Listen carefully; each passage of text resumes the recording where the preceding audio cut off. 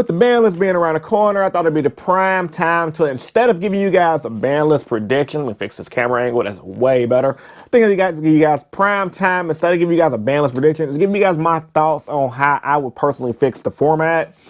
Let's be honest, guys, the format's in a crap hole. A lot of players are saying the format's fine. There's good arguments on both sides. On one end, people saying the format's fine because while the Tearlaments deck is the best deck, you can actually beat it with decks like Heroes, with decks like Crystal Beast, and the Tearlaments mirror match is really skillful. While that might be true, there's another good argument saying that, well, while the format's skillful, Yu-Gi-Oh! Have a bigger overarching issue, which is the game has essentially been the same format for the past 5 years, which is either break my board of multiple negates or lose, or combo, OTK, or FTK. So considering the game really ain't changed that much, a lot of people are thinking the game is stale, which is why games like Digimon, Pokemon, Vanguard have become way more popular because it's competition towards Yu-Gi-Oh! Case in point though, back on topic, I'm gonna give you guys my predictions of what I feel like should get hit. Starting off strong, barrier statue to win. Now, you flunderies play before you click off the video, think about it. Flunderies is still a good deck. Flunderies can still play on the opponent's turn. Flunderies still have access to D-Shifter. The main thing that makes the Flunderies archetype OP is the fact that they can say your opponent can't play Yu-Gi-Oh! Via barrier statue. Now, I do know there's a bunch of other cards Flunderies can abuse. There's the other barrier statues. There's Fossil Dino, for example. However, the key point about barrier statue is it's searchable in the Flunderies deck. So unless you don't have to open it up. You can search it with the Flunderies engine, normal summon it, locking your opponent out of the game. That's very unfair and it's very frustrating to play against because that creates a game state where we either have to draw Dark Ruling them or Infinite Impermanence or Forbidden Droplet. A card game shouldn't be that way. A card game should be where even if you have crappy cards in your hand, you should still be able to utilize those crappy cards to your advantage to beat the opponent. That's how Yu-Gi-Oh! Used to be. Case in point with cards like Fisher and Smashing Ground back in the day used to be really good. Nowadays, you wouldn't even want to play those cards because we have infinitely cards better that's off the ban list like Dark Hole, Regeki, etc. So I think Barrier Statue being banned is good balance because at least we don't have to worry about getting barrier statued and we can have a fighting chance against the Flunderies deck. Now, I know Flunderies ain't the best deck, but it's still a really good deck. And considering I'm going to maybe destroy Tearlaments with my hits, we got to weaken everything else to make the ban list fair. Next up, I think Instant Fusion should get rebanned. Ever since that card came back has been a problem. The fact that Tearlaments can Instant Fusion out their kick hollows into combos is insane. Free pluses shouldn't be a thing. We should get Instant Fusion rebanned. I also want the Ishizu cards limited to 1. Case in point, because I don't think it's realistic for Konami to ban those cards because they're still new. Even if they don't want to ban those cards because they're still new, hitting them to 1 will make them still playable, and it will make them be luck sack cards. I'm calling all of them down to 1. Too much graveyard manipulation, too much free milling, and they can special summon themselves. Them cards are pretty busted for the archetypes they're supposed to be played in.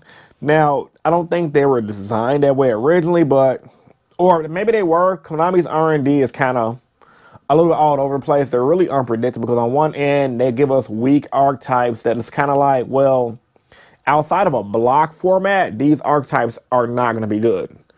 But within a regular game, how Yu-Gi-Oh! Is played, 90% of our sets are unplayable cards. I mean, the cards that are playable are just OP and mysteriously flow well into older archetypes to make the metagame broken, which is kind of dumb. So I think hitting those all to 1 is will be reasonable for the tournament matchup.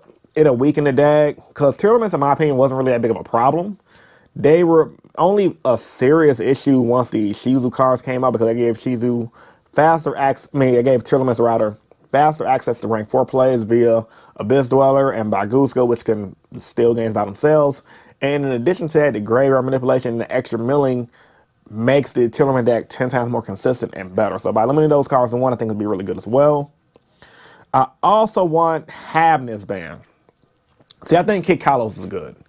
Kid Kalos is good in this type of format that I'm developing, because if you ban instant fusion, Kid Kalos has to be hard summoned, and it can't be abused so easily.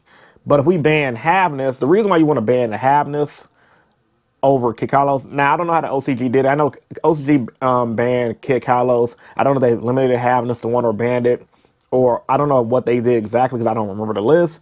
However, I do know one of the main issues with Tearlaments is they can play on the opponent's turn. No deck should be able to play on my turn fully, like just fully do a whole summon play, and I ain't even started my turn yet. That's really weak. That's BS. I think most players can agree, like, ain't nothing like trying to combo off, do some combos, set up your board first turn. Oh, Havness? Ugh. Mill 3? Oh, let's go. Mill 5 more? Oh, fusion, fusion, fusion. It's like, bruh, it makes you just not even want to play the game. And that's one of the biggest issues with Yu-Gi-Oh right now, playing on the opponent's turn. So with having this banned, I think, honestly, the deck will be a lot better. Now, I don't remember if Tearlaments have any more cards that can play on the opponent's turn. If they do, let me know in the comment section down below. Those need to be hit or limited as well, because, like, what makes this deck really dumb is the fact that they can play on the opponent's turn. And amongst everything, like, in my history with card games, anytime there was a deck, I ain't gonna say anytime, every time, no matter what card game I play, anytime there's a deck that can take advantage of graveyard related resources, the deck is always OP. It happened in the Naruto card game with the water deck at one point, and the earth deck. If you guys know to play Naruto, you know. I'm pretty sure it's happened in Magic, and it's happened in Yu-Gi-Oh multiple times. So it's like, when you play out of the graveyard, it's essentially like having two hands. That's the reason why Tearlaments is so good, because, like, they have multiple resources at their disposal versus your couple of resources. So by banning Havness and doing everything I just stated, the deck can be a lot more balanced. Trust me on that. Take my word for it. I think it'll be really good. Now, this is going to be a little kind of a controversial one, because that's how I would hit Tearlaments and the Flu deck. Baron ban. Now, this is not my original idea. I got this idea from Joshua Smith. I didn't know he was a Yu-Gi tuber until like a couple months ago. And I've been watching some of his videos. He puts out some pretty good work. So if you ever see this or know the guy talking about, I like his videos. He did a discussion on, like, an hour discussion or whatever, on how he would fix the format. And he mentioned Baron being banned, because Baron being a thing makes Sword Soul OP, which Sword Soul never really got bad. It was always a good deck. It just got power crept out. So if you weaken the decks I just mentioned, like Flunderies, for example, and if you weaken your Tearlaments deck, Sword Soul is going to come back up into light. It's already getting played now, and the decks, everything else is at full power, essentially. So by banning Baron, it kind of gives Sword Soul a hit. And not only that, the reason why you should ban Baron outside of weakening Sword Soul, Baron is a card that's really easy to make, and it makes other synchros. That's a level 10. I believe it's a level 10 synchro. It makes every synchro of that level not playable, because it's like, why play those cards when you could just make Baron, which is an Omni Negate, and it's a free pop? Like, so I honestly, that makes sense. I like that theory. So I think Baron and Baron would be really good. Now, as far as everything else, because we already know we do everything I said, like hitting the banning Havness, banning Baron, ban Instant Fusion. If you go ahead and ban Barrier Statue to weaken all these other decks, you guys might be thinking, what about Sprites? I personally think Sprites is not that bad of a deck. If anything, put starter to 1. Another thing I got from Joshua Smith, starter to 1 would be really good, because at least it'll make them not abuse that card so much. And if they use it, they're going to have to worry about when they're going to use it. Also with Sprites, now that I think about it, I think Elf to 1 to be fair as well, because, like, think about Elf, like, think about Sprites in general, it's not really that they're OP. They just have so many resources, like, and it's their resources gain them more resources. So it's kind of like playing a new version of Gadgets from back in the day, where it's like, or a modernized version of Gadgets, where it's like, you play this card, it searches out this card, and it has an additional effect that just can either negate spells, negate monster effects. They can make totally awesome. So with getting rid of Elf to 1 and pitting starter down to 1, it'll slow the deck down. So it'll make them feel like, okay, well, if I bring out Elf now, I ain't gonna have access to it later. And it may even open up possibilities of them abusing graveyard recycling cards like Pot of Avarice. You can never know with Yu-Gi-Oh! Nowadays. However, all I say is, I think starter and elf to one hitting for sprites will be good, because the deck is not super overpowered. Like when I play it, I never feel like I'm just getting outplayed heavily. It's just they just outgrind me, which is kind of like it is what it is. Now, branded, that deck needs to get hit too. I don't think brand is OP, but I will agree that branded fusion is kind of very powerful, especially with everything I said. This for this my idea of how I balance the format. I think branded fusion down to one would be pretty fair for the deck. Make them have to think about when they're gonna play it. Same theory with the Spright deck, and go from there. And if we need to make adjustments in the format, we can make the adjustments. Now, the ugly elephant in the room. People are talking about super poly, how you should handle it. Some people like it at 3, some people like it at 1. And all honestly, I say put it back to 2. Put it down to 2, see how it goes, because right now it's at 3.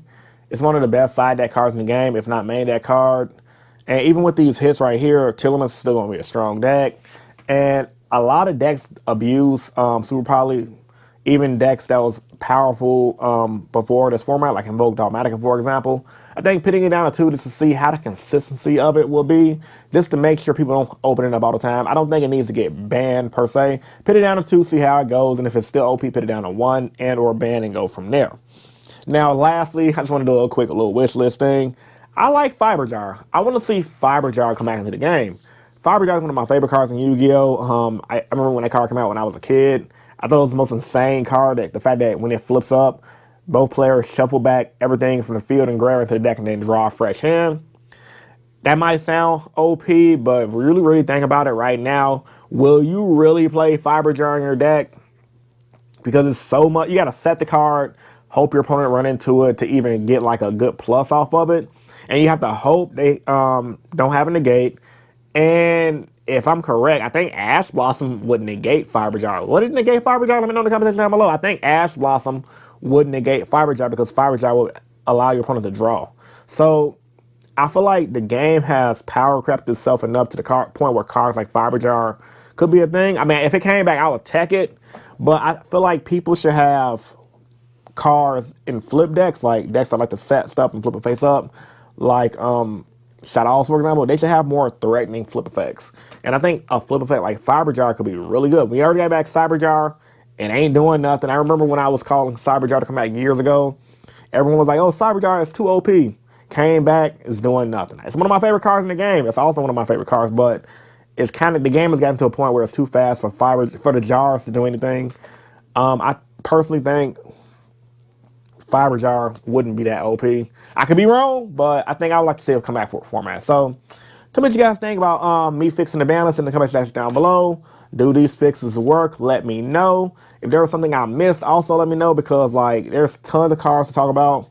But looking at the current format right now, I think these are the best fixes. All right, it's your boy Rogue Hero, bringing you guys another Yu-Gi-Oh discussion, and I'm signing out. Peace.